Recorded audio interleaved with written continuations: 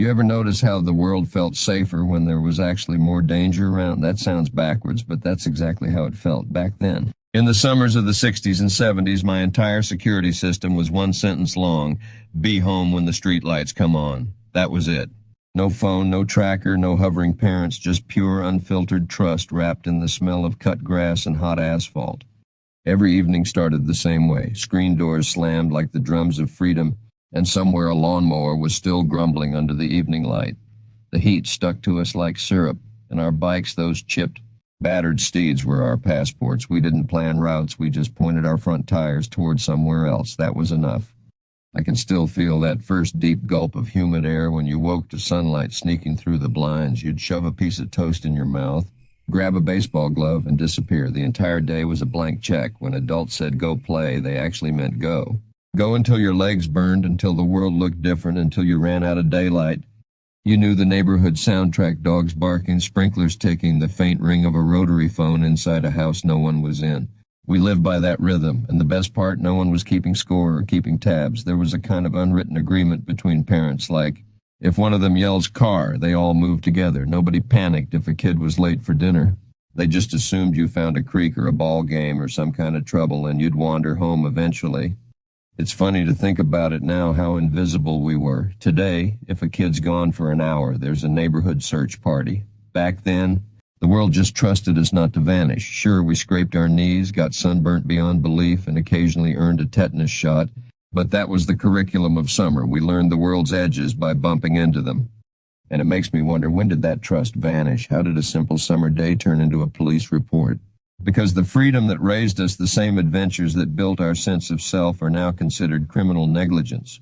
Let's start with the gateway to all mischief, the road, the endless ride to anywhere. The road called to us like a hymn, and all you needed was a bike, a few quarters, and parents with selective hearing. My friends and I used to set out without a plan. One morning I told my mom I was going to Jimmy's. She never asked which Jimmy or where he lived. If she had, the answer would have been 3 towns over. Those bikes were our freedom machines. Mine was a red Schwinn with duct tape on the seat and handle grips that smelled like rubber and adventure. We'd race each other past the gas station, past the train tracks, deep into roads that didn't even have sidewalks yet. It wasn't about where we were headed. The movement itself was the goal. Every push of the pedal was another small rebellion against gravity and authority. One July afternoon, I decided to follow my heart, or at least the direction I thought my crush lived. Somewhere between mile 6 and what felt like the edge of the earth, my chain snapped clean off. I was miles from home, sweaty, maybe 12 years old, and completely unconcerned. I looked at that busted chain, shrugged, and stuck out my thumb. The first car that stopped was a tan Ford Torino. The driver was a man in his 20s wearing a fishing hat and a grin. He leaned out the window and said, "Chain trouble?" I nodded. He popped the trunk, we tossed in my bike, and off we went, windows down. Radio blasting. I still remember the song. It was one of those AM stations where the music had more static than melody, but it felt like a soundtrack to freedom. We didn't exchange last names, and he didn't offer advice or a lecture. He just dropped me at the corner by the old diner and said, "Good luck, kid." Try explaining that story to a modern parent. They'd faint before I got to the part about the hitchhiking. But that's how it was. You trusted people, not blindly, just naturally. Small towns had invisible threads connecting everyone. The grocery cashier knew your aunt. The mailman had probably played softball with your dad. Every adult was halfway responsible for raising every kid. The idea that a stranger would hurt you seemed less likely than aliens landing behind the Piggly Wiggly. We'd hop trains of friendship all summer long. Sometimes we biked to the lake and swam fully dressed. Sometimes we hitched a ride home in the back of someone's pickup, wind whipping through our hair, clutching an old cooler like it was gold. We weren't rebels, we were just explorers. Gas station clerks gave us free candy if we promised not to tell. Strangers gave us directions we pretended to understand. The world felt wide open, and here's the important part, kind. If something went wrong, you fixed it yourself. Flat tire? We patched it with chewing gum until we reached a service station. Thirsty? Knock on a stranger's door. Someone would hand you a glass of warm tap water from a yellow Tupperware cup. No one thought twice. It wasn't charity. It was just life. Now, I'm not saying it was smart. Half of what we did was dumb as a box of hammers. We rode under thunderstorms, no helmets. Sometimes racing the lightning home, we crossed busy intersections like daredevils, but through it all we learned self-reliance. You paid for every decision with a scraped shin or a lesson in humility. There were no participation trophies, just a sense of pride in making it back before the streetlights flickered on. And when you finally rolled up the driveway, sunburnt and delirious with thirst, your mom didn't scold you for disappearing. She just looked up from the sink and said, "Supper's almost ready." That was it. No interrogation, no GPS ping, no lecture on stranger danger. The unspoken rule was, as long as you made it home in one piece, you must have done something right. Looking back, those miles weren't just geography, they were childhood measured in distance. We were apprentices of the open road, learning how to handle freedom before we had driver's licenses. Each ride expanded our mental map of the world and our confidence in it. These days I watch kids riding bikes in helmets that make them look like astronauts, parents walking behind, cell phones tracking every turn. And I get it, times changed, dangers became louder, the news made fear a national pastime. But part of me misses that invisible pact between grown-ups and kids. I'll trust you until you give me a reason not to. Because we didn't just learn balance on those bikes, we learned faith. Faith that most people meant well. Faith that a broken chain didn't mean a ruined day. And faith that the world, for all its dark corners, was still a place worth pedaling through. We didn't even need to leave our street to find adventure. Sometimes the greatest kingdoms were being built right under our noses. Every neighborhood had one, the half-built house that became the center of our universe. You could smell it before you even saw it. Wet sawdust, tar paper, and the faint sweetness of new lumber baking in the sun. To adults, it was private property. To us, it was Narnia with splinters. We'd stash our bikes in the weeds and crawl through the gaps in the fence like commandos, certain we were invisible even though our bright T-shirts practically glowed. The air inside those frames was still and heavy, filled with the echo of hammers from workers long gone for the day. It felt sacred, like we were trespassing in a place halfway between imagination and danger. No one ever said it out loud, but we all understood we weren't supposed to be there, which made it perfect. The thrill wasn't just climbing unfinished stairs or hanging from wooden beams. It was knowing we were exactly one shout away from getting caught. My buddy Ronnie once dared me to walk the ridge beam of an unfinished roof. It was only a few feet off the ground on one side, but to my 12-year-old brain, it might as well have been Niagara Falls. I took 3 shaky steps, lost my footing, and dropped straight into a pile of insulation. It scratched like fiberglass lightning and clung to me for days.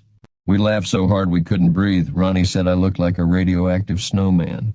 When a nail went through someone's sneaker, we didn't file an incident report. We limped home. Moms handled first aid like field medics. A quick rinse under the hose, a dab of iodine that burned like justice, and a pat on the shoulder. "You'll live," she'd say, and we did.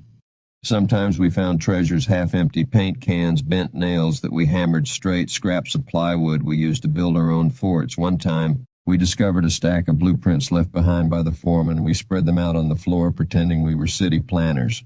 "This'll be the kitchen," somebody said, pointing to a rectangle. "And this is our secret base." For that afternoon, we believed it. Those blue lines weren't floor plans, they were maps to freedom. Just beyond the houses, over the hill, was the quarry. Calling it a swimming spot would be generous. It was really a flooded gravel pit with rocks sharp enough to slice your foot open before you even hit the water.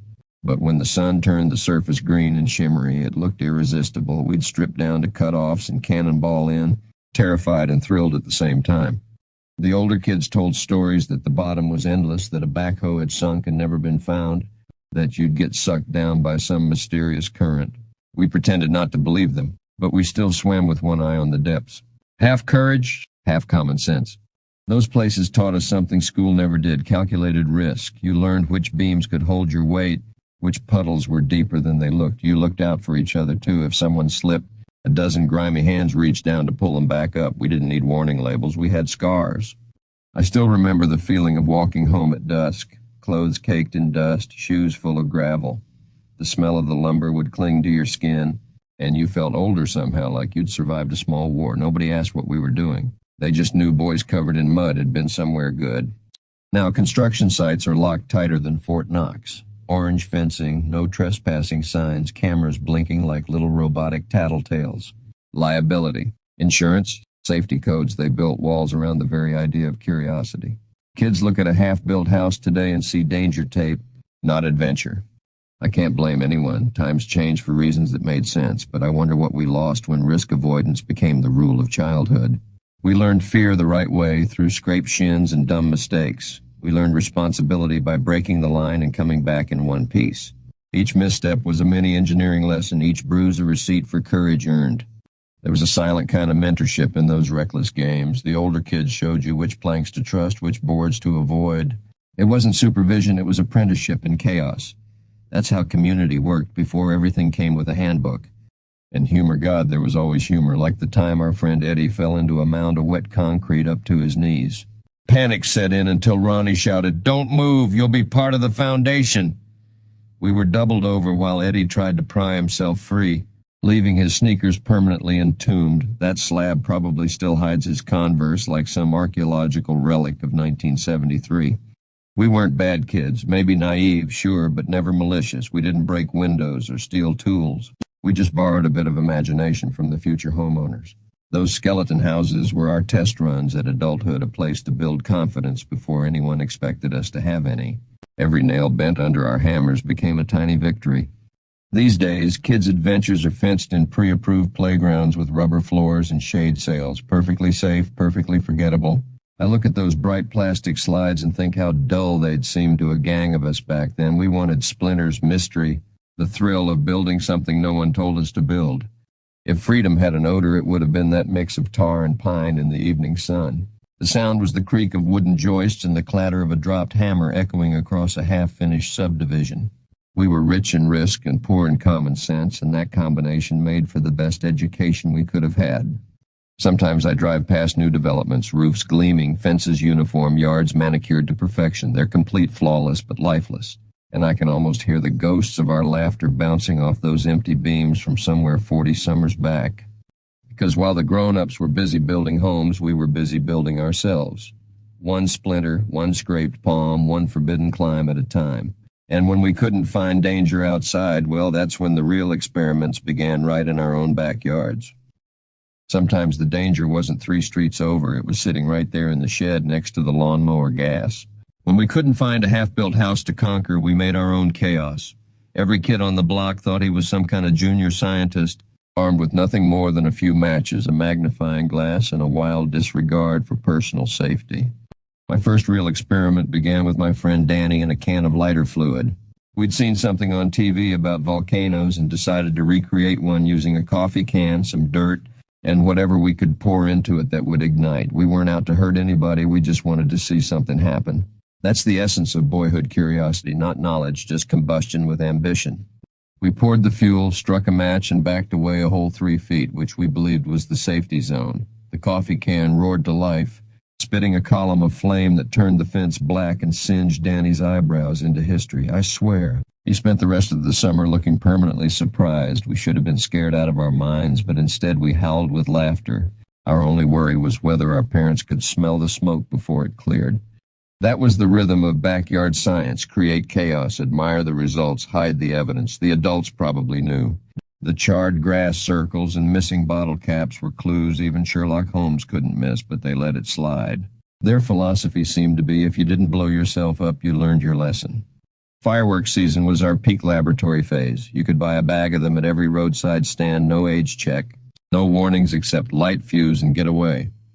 Get away could mean anything from 3 feet to the next zip code, depending on how ambitious you felt. We'd duct tape 2 bottle rockets together, call it a double-thrust prototype, and launch it from Coke bottles buried halfway in the dirt. The good ones reached the clouds. The bad ones veered sideways into someone's laundry line. Either outcome was considered success. I once stuck sparklers into an old broken radio antenna to make a space probe. It flew about 3 feet before it exploded in a shower of colored sparks across the driveway. My little sister screamed, I cheered, and Mom came out with that half-amused, half-terrified look that said, "I don't even want to know." She just pointed the garden hose at us and said, "Cool it down before you light the next one." That was parental oversight in those days, practical, not paranoid. There was a special joy in improvisation. We'd empty firecrackers, mix the powder in tinfoil, and call it homemade rocket fuel. The results were underwhelming but exhilarating. One time, I even tried to make a smoke bomb using ping-pong balls because a comic book said it worked. Spoiler, it works too well. The white plume that billowed across our street looked like a Cold War weapons test. A neighbor shouted, "Is someone fogging for mosquitoes?" We just nodded and scattered. I think of it now and I can hear the laughter, those hoarse, uncontrollable fits that made your stomach hurt. Half the fun was the secrecy. The way you whispered plans like you were building a spy gadget instead of a failure waiting to happen. We built slingshots from inner tubes, balance beams from fence posts, and once a zip line that ended in the trash cans. We weren't reckless for the sake of danger. We were creators in training, learning physics by bruises. And sure, there were consequences. My mom kept a steady stock of bandages, aloe cream, and hydrogen peroxide, the holy trinity of childhood survival. She'd shake her head, muttering something about brains left on the playground, but deep down, I think she admired that we tried things. She and Dad both believed in the educational value of failure, though they probably didn't expect it to involve pyrotechnics. What's funny is those experiments taught more genuine science than a semester at school. You learned combustion, airflow, structural integrity, all with the stakes of your own eyebrows. When something blew up, you adjusted. When it worked, you took notes in the dirt with a stick and declared yourself a genius. Curiosity wasn't graded, it just existed. Now every spark is outlawed, every flame controlled, backyard fireworks are banned in half the country. Even magnifying glass burn tests would have neighbors calling the fire marshal. I can't argue with the safety logic. We were one gust of wind away from setting the block ablaze, but I miss the trust that allowed us to learn from small mistakes before they could become big ones. Today's version of experiment happens behind screens, kids testing apps instead of explosions. I suppose that's progress. But there's something irreplaceable about the way smoke smelled on your hands or how your heart raced when a fuse hissed just a little too long. That's how we learned courage, waiting out the spark, leaning closer than we should, believing maybe, just maybe. This time we built something magnificent. When night finally fell, we'd sit in the yard, watching the scorch marks fade in the dim light and feeling proud, like junior astronauts who'd just survived re-entry. The stars overhead looked almost reachable because for a few seconds that day, we'd touched something close. Those backyard experiments weren't just explosions, they were declarations of possibility.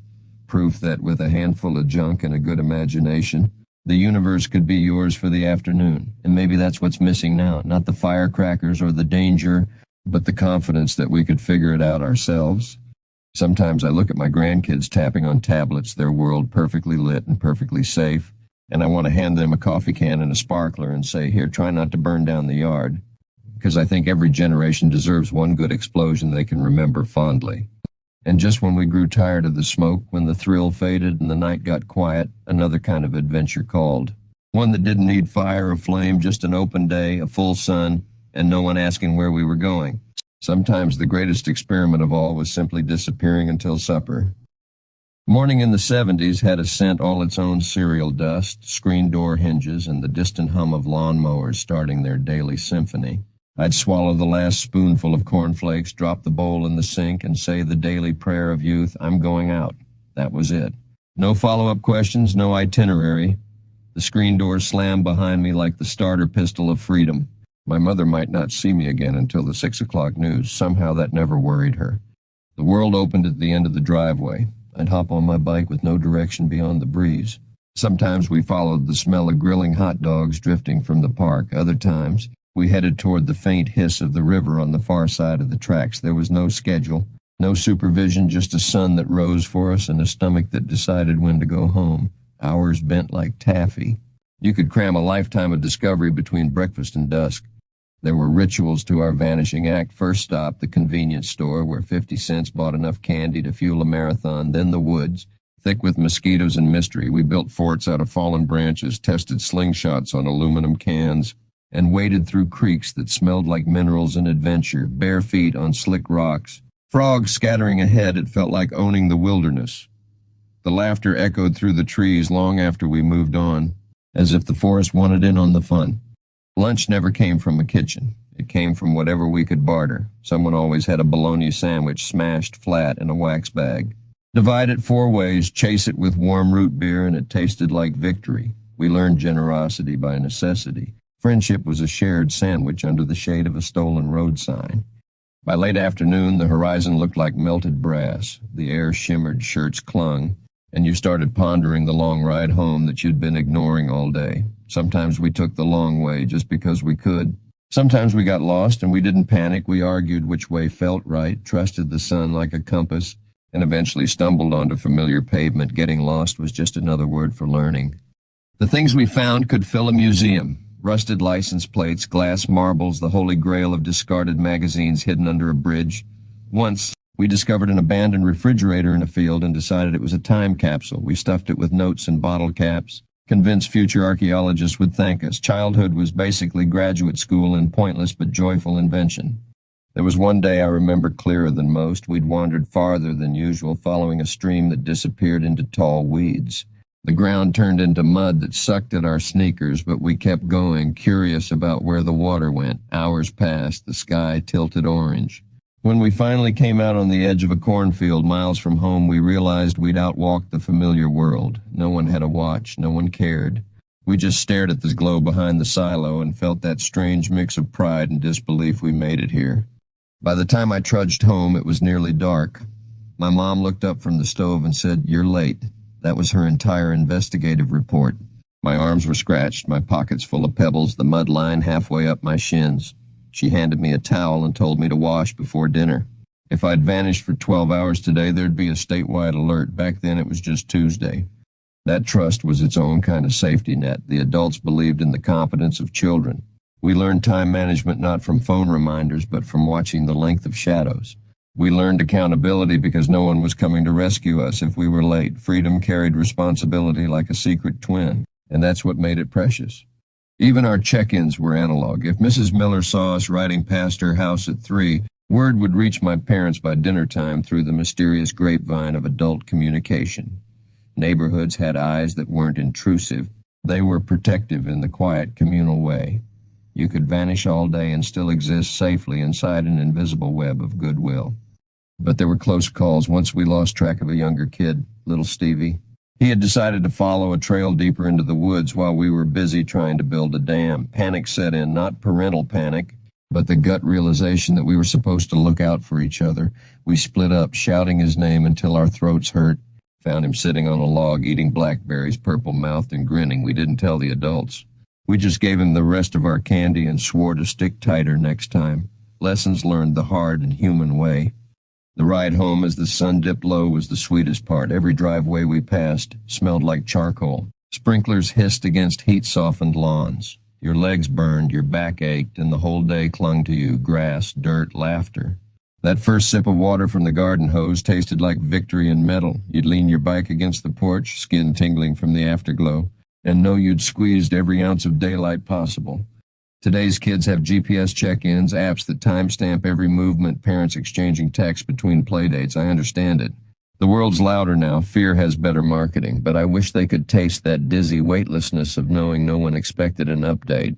That calm confidence that as long as the sun hadn't set, you were exactly where you were supposed to be out there.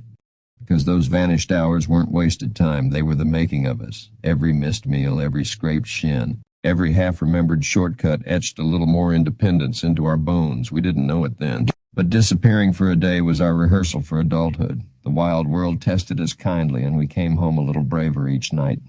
And even when we were finally back with our families, sitting in parked cars while Mom ran an errand, the lessons of disappearance stuck with us. Trust, patience, the art of being alone without being afraid. And that's where the story heads next to those parked cars. Those unguarded minutes that taught us how to wait in a world that never seemed to. You ever sit in a parked car in July with the windows cracked and the vinyl seats hot enough to brand cattle? If you did, you probably grew up when I did. That was the waiting room of childhood, the back seat of a Dodge with a half-melted root beer pop, the engine ticking in the heat, and orders from Mom, "Stay here, I'll be right back." Right back could mean 5 minutes or the length of a small grocery trip through every aisle twice. And by some miracle, we were fine. Sweaty, restless, maybe a little dramatic about it, but fine. I remember tracing shapes on the foggy window with a finger coated in potato chip grease, pretending I was sending secret messages to passing cars. Sometimes I'd slide into the driver's seat just to feel that grown-up thrill of gripping the wheel. The key was rarely left in, but the steering made a satisfying clunk, and that was enough imagination fuel to cruise across America. If you had siblings, that car became both amusement park and battleground. My sister and I invented games that had real consequences. Step on the crack became don't touch the seatbelt buckle or you'll burn alive. We used old receipts as playing cards, the glove compartment flashlight as a lightsaber, and when desperation peaked, the radio knobs as science experiments. You'd twist until static and gospel stations collided into something halfway between a sermon and a spaceship landing. Once, my mom left us out front of the pharmacy while she went to pick up prescriptions. She cracked both front windows and said, "Don't touch anything." Naturally, I touched everything. Wiper switch, check. Turn signal, check. Seat adjustment lever, that was the jackpot. The seat slid forward with such force it jammed under the steering wheel. When she returned, she found me pinned like a sandwich. I expected doom. Instead, she sighed, laughed one of those helpless mom laughs, and said, "You'll live to drive someday if the car survives you." Then she just fixed it and drove off, windows down, like nothing happened. We lived through an age when boredom wasn't a crisis. Waiting was just part of life, something to fill with imagination or petty sibling arguments. Nowadays, leaving a kid in a car for 2 minutes, even with the engine running and the air conditioning on, brings flashing lights and a CPS report. And I understand the concern. We've heard too many horror stories on the news, but back then cars were practically auxiliary playrooms. A 10-minute errand was an open canvas. Sometimes Mom would hit the post office and we'd get the show of the century, the people coming and going. We cast them like movie characters. That guy's a spy. That lady robs banks, but only on weekends. Once we saw our teacher in blue jeans instead of work clothes and almost fainted. The world looked strange through those smudged windows, ordinary adults recast as mysteries. If you think about it, the car wasn't confinement, it was observation deck training. And when parents ran longer errands, say grocery shopping, it shifted from boredom to serious responsibility. "Watch your brother," Mom would say. Boom! You were suddenly an authority figure at age 9. That back seat became your kingdom, and your siblings' complaints were rebellion. I remember holding court from the middle bench of a station wagon, declaring, "You can't eat all the cookies or I'll tell." Leadership training, old school style. When the heat got unbearable, every kid developed the same ingenuity, the towel on the seat method. You'd grab whatever scrap of cloth you could, paper, grocery bag, sweatshirt, and create barriers against molten vinyl. Then there was the hand-waving contest with strangers. We'd grin at another kid trapped in his mom's car 2 spaces over, sharing that silent look of "you too, huh?" Without saying a word, we were part of a secret club called the Temporarily Abandoned but Totally Safe. The older I got, the longer those waits stretched. Sometimes Dad left me in the car while he went inside the hardware store.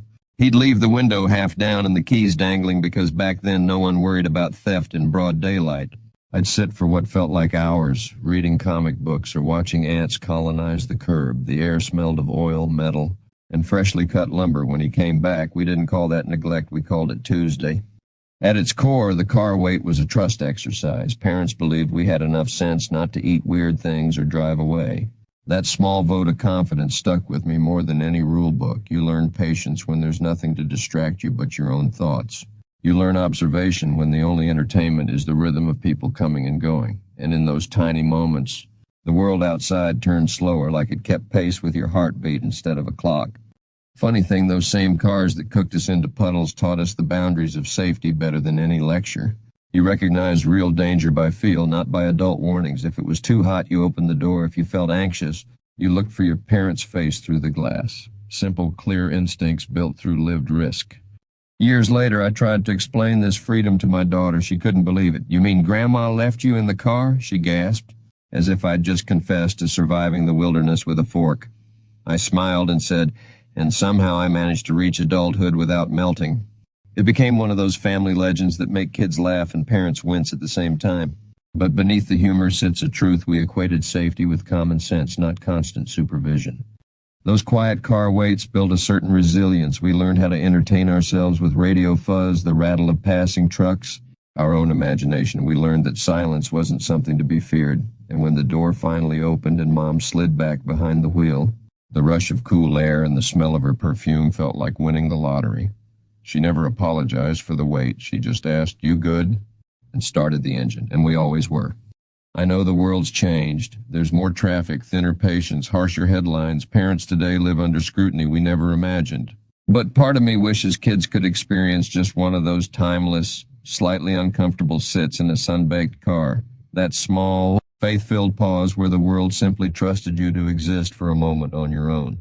Because in those still, sticky afternoons, wedged between the grocery bags and the hum of an idling engine, we learned something vital: how to be alone without being lonely. How to trust that someone always came back. And as far as summer lessons go, that's one worth remembering. If I'm honest, I'm grateful my grandkids get to grow up in a safer world. Helmets, seatbelts, sunscreen, all good things. We earned some of those rules the hard way with broken bones and bad ideas, but every time I see a no trespassing sign where we once built forts, or a parent tailing a child down the sidewalk like Secret Service, I feel a kind of quiet ache. We saved them from the bruises, sure, but we also saved them from the wonder that came with them. The thing is, risk was never the enemy, it was the teacher. Freedom didn't just mean the chance to run wild, it meant learning consequences firsthand and realizing they weren't the end of the world. You got hurt, you healed, you adjusted. Every scar was an instruction manual written on your own skin. Now we raise kids who never fall far enough to learn how to get up. Their worlds are polished, padded, supervised, and GPS approved. They're safe but smaller. I get why it happened. Fear sells better than trust. But somewhere along the way, we traded courage for control. And childhood became something to manage instead of something to live through. I miss the dirt under my fingernails, the blistered palms from climbing a rope that wasn't OSHA certified. I miss believing the adults would be there if things truly went wrong, but trusting they wouldn't need to be. We were free not because the world was gentle, but because we were allowed to face it.